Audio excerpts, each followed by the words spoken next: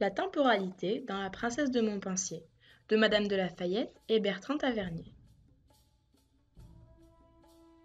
En 2010, Bertrand Tavernier adapte en long métrage La princesse de Montpensier, nouvelle de Madame de La Fayette. Il fait ainsi d'une nouvelle d'une quarantaine de pages un film d'environ 2h20. Une nouvelle est un récit court, en prose, caractérisé par la concision et l'efficacité d'écriture, une action simple, construite de façon à aménager un effet de surprise au dénouement, la chute. Un long métrage est un film dont la durée dépasse 1 heure. Nous chercherons à comprendre comment le temps est traité dans ces deux œuvres et en quoi il influe sur leur sens. Nous verrons tout d'abord le temps de l'histoire, puis il s'agira d'évoquer le temps de la passion, et enfin nous évoquerons la temporalité tragique dans ces deux œuvres. Pour traiter le temps de l'histoire, nous verrons tout d'abord le contexte historique qui est en arrière-plan dans la nouvelle et mis en avant dans le film. Le contexte historique du récit. Il prend place au milieu du XVIe siècle, sous Charles IX, dont le règne dura de 1560 à 1574. C'est un catholique, un Valois. Il est le 4e roi de la famille des Valois-Angoulême. Fils d'Henri II et de Catherine de Médicis, il succède à son frère François II à l'âge de 10 ans et meurt sans enfant mâle légitime à l'âge de 23 ans. Sous son règne, le royaume est déchiré par les guerres de religion, malgré tous les efforts déployés par sa mère Catherine pour les en empêcher. Ces guerres opposaient les catholiques et les protestants, apparues au début du XVIe siècle avec la Réforme. Après plusieurs tentatives de réconciliation, son règne déboucha sur le massacre de la Saint-Barthélemy le 14 août 1572. Le contexte historique des œuvres. Madame de La Fayette rédige cette nouvelle au XVIIe siècle, siècle du classicisme, et s'inscrit dans le sous-genre de la préciosité. Le classicisme implique de nombreuses règles, le souci du respect de la bienséance notamment se retrouve dans l'œuvre. À son époque, la littérature s'adresse exclusivement à un public noble cultivé, et par conséquent, au fait des intrigues historiques du siècle qui les précède et qu'ils connaissent. Le classicisme est un mouvement littéraire du XVIIe siècle, caractérisé par de nombreuses règles et un ensemble de valeurs et de critères visant l'idéal de la perfection. Bertrand Tavernier réalise son film en 2010, soit près de 5 siècles plus tard. Il évoque donc une époque peu connue du public. Ce dernier étant par ailleurs bien plus hétérogène que celui de Madame de La Fayette, le cinéma étant un art plus populaire. Le contexte historique en arrière-plan dans la nouvelle. Les événements historiques rythment la nouvelle dans le sens où ils permettent d'en situer le cadre temporel. Les batailles qu'évoque l'auteur en sont des marqueurs. La bataille de Saint-Denis se rapporte au 10 novembre 1567 et la bataille de Jarnac évoque le 13 mars 1569, ainsi que le règne de Charles IX et du contexte de guerre civile. Toutefois, ces événements ont pour unique fonction de situer un contexte historique mais ne prennent pas part à l'intrigue, quoique l'alternance paix-guerre explique les allées-venues du prince. L'absence de description précise du contexte historique par l'auteur s'explique par le public auquel elle s'adresse qui connaît cette époque.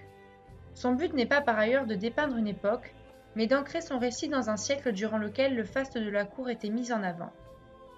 Les ellipses permettent à Madame de La Fayette de ne pas prendre parti sur des questions, religieuses notamment, écrit Bertrand Tavernier dans l'avant-propos au scénario de son film. En effet, la neutralité de l'auteur et du narrateur se perçoit dans une évocation brève et simplement factuelle de l'histoire. Le contexte historique mis en avant dans le film. La description des guerres de religion. Le film s'ouvre sur un champ de bataille et poursuit la description de la guerre durant une dizaine de minutes. Par ailleurs, un carton replace préalablement le contexte de cet affrontement religieux. On peut y lire « Automne 1567 ». La paix entre catholiques et huguenots durait depuis près d'1 an lorsque la guerre reprit avec la soudaineté d'un feu de broussailles mal éteint. À la différence de la nouvelle, le film introduit en premier lieu le thème de la guerre, celui de l'amour venant à partir de 9 minutes avec l'entrée en scène de Marie de Mézières et du duc de Guise. En outre, une autre scène de guerre est ajoutée par Bertrand Tavernier au bout de 40 minutes du film, de même que l'horreur du massacre de la Saint-Barthélemy est retranscrite plus tard. Ces scènes sont à l'intention des spectateurs, généralement peu avertis au sujet de cette époque. des détails réalistes qui reconstituent une époque. Afin de réaliser ce film historique, Tavernier a dû faire appel à des historiens, comme Didier Le Fur, pour conférer à son œuvre une dimension réaliste. En effet, les détails rappelant cette époque se multiplient plus ou moins explicitement. La nuit de noces publique en est un exemple, tout comme le découpage par la princesse du sanglier, l'intervention des brigands décidés à voler Chabannes, ou encore les saignées que doit subir la duchesse de Montpensier. De plus, dans différentes scènes, l'arrière-plan est constitué de scènes typiques de la vie au XVIe siècle. Nous allons maintenant étudier le temps de la passion dans les deux œuvres. D'une part, nous verrons des passions condamnées par une temporalité resserrée dans la nouvelle, puis des passions humanisées par une temporalité étendue dans le film. Des passions condamnées par une temporalité resserrée dans la nouvelle. Le genre de la nouvelle implique une narration efficace. Ainsi, Madame de Lafayette focalise son récit sur ce qu'elle veut démontrer, la faute que constitue le manquement à la vertu. En effet, les 8 premières pages voient 8 années s'écouler, durant lesquelles la princesse subit son mariage et son exil forcé. Le récit atteint une première acmé lors de la rencontre de Guise et de la princesse à Loches. À partir de cet épisode, 22 pages décrivent la progression de Madame de Montpensier vers sa faute, durant 2 ans environ, jusqu'à la seconde acmé, atteinte lors de la nuit fatale, qui correspond à sa chute définitive. Ensuite, 3 pages seulement concluent le récit et résument la fin de la princesse. Madame de Lafayette insiste donc sur les épisodes représentant sa faute, et non sur ceux qui pourraient en faire comprendre l'origine. L'auteur condamne ainsi les passions en démontrant leurs conséquences funestes. Par ailleurs, l'auteur utilise le temps pour mettre en lumière l'absence de permanence des sentiments du duc de Guise pour la princesse. En effet, lors de l'épisode de la rivière, Guise sent, réveiller dans son cœur tout ce que cette princesse y avait autrefois fait naître. L'auteur sous-entend ainsi que ces sentiments étaient jusqu'alors éteints. L'inconstance de ces sentiments est confirmée par l'abandon final du duc. Des passions humanisées par une temporalité étendue dans le film. Tavernier emploie pour sa part le temps pour montrer l'influence qu'il peut avoir sur les passions. Au contraire de Madame de Lafayette, il fait de l'amour qui unit le duc de Guise et la princesse une passion qui résiste au temps. Le temps n'a rien aboli en moi, assure-t-elle à celui-ci. En outre, Tavernier s'oppose à la vision moralisatrice de Madame de Lafayette en justifiant la faute de la princesse. À cette fin, il procède à une extension de la temporalité, particulièrement lors de l'exil de la princesse. Le temps passé loin de son mari ainsi que du monde explique la situation d'enfermement à laquelle elle est soumise. Les scènes de son exil à Mont-sur-Brac sont filmées dans un rythme lent, ce qui est souligné par les paroles de la princesse elle-même. L'écriture exige du temps, lui dit Chabannes, ce à quoi elle réplique « Je n'en ai que trop ». Son point de vue est ainsi exprimé, ce qui permet au spectateur de ressentir de la compassion pour ce personnage. La longueur de son exil explique aussi la distance qui sépare les deux époux. En effet, le prince ne la connaît pas. « Je ne sais rien d'elle.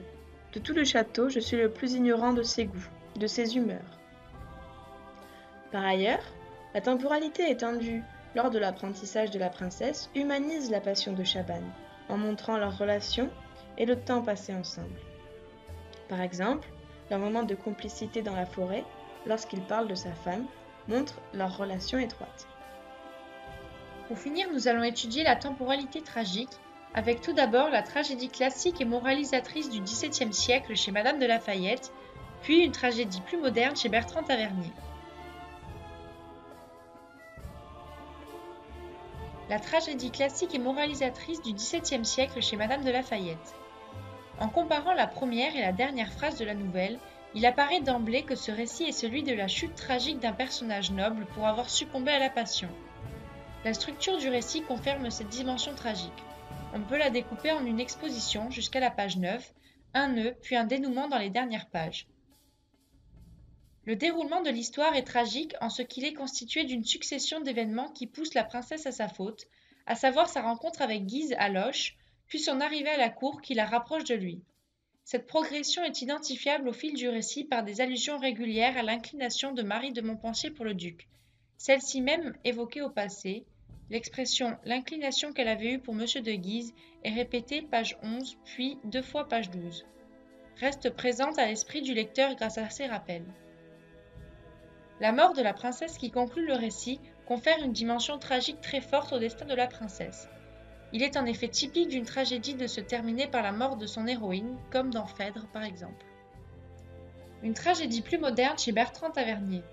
La tragédie, dans le film, se concentre sur le personnage de Chaban, au point d'en faire la principale victime d'un destin tragique, puisqu'il est le seul personnage à mourir, à la différence de la nouvelle. Les 10 premières minutes du film sont en effet consacrées à un début avant le début, qui est d'emblée l'occasion, suivant un ordre chronologique, d'annoncer la fin tragique du personnage par des indices comme le corbeau mort, le pendu ou le meurtre de la femme enceinte. On notera d'ailleurs la symétrie du schéma dans lequel Chaban donne la mort à celle qui doit donner la vie pour se précipiter vers son destin funeste et pour finalement sauver une autre femme enceinte avant de mourir lui-même. Le temps consacré au personnage de Chaban amène inévitablement la compassion du spectateur, du fait qu'il permet de comprendre son point de vue et de s'attacher au conte. En cela, Tavernier signe une tragédie moderne face à laquelle on assiste avec pitié à un destin tragique. Bertrand Tavernier dissocie le temps de la passion, concentré autour de la princesse, et le temps tragique, concentré autour de Chaban. Quand la princesse est occupée par sa passion, Chaban se trouve dans une position tragique. Il a la même fonction que dans la nouvelle, il est le confident, le lien entre les personnages, mais ici, il est un des personnages principaux. Sur l'itinéraire moral de Chaban, car le personnage devenait le pivot de l'histoire, mêlé à toutes les intrigues, il en était le témoin, l'acteur, y participait parfois malgré lui, peut-on lire dans l'avant-propos au scénario.